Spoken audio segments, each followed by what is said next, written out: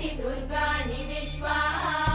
पूष्य पृथ्वी बहुला न उर्वी भवातोकायतनयाय शम्योः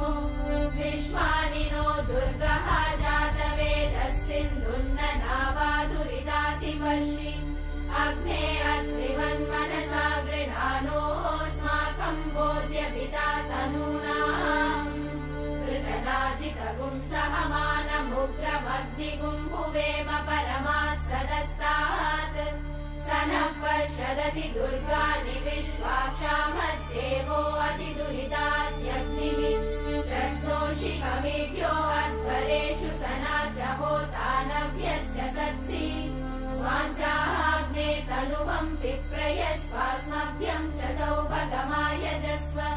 गोभिर्जुष्टमयुजो निषिन्न नावादुरिदातिवर्षि अग्ने अत्रिवन्मनसा गृणानोऽस्माकम् बोध्यभिता तनूना ऋतनाजितगुम् सहमानमुग्रमग्निगुम् भुवेम परमात् सदस्तात्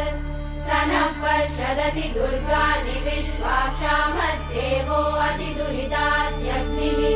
रत्नोषिकमेभ्यो अध्वरेषु सना च होतानव्यश्च सत्सि स्वाञ्चाग्ने तनुवम् पिप्रयस्वास्मभ्यम् च सौभगमायजस्व गोभिर्जुष्टमयुजो निषिक्तम् तवे।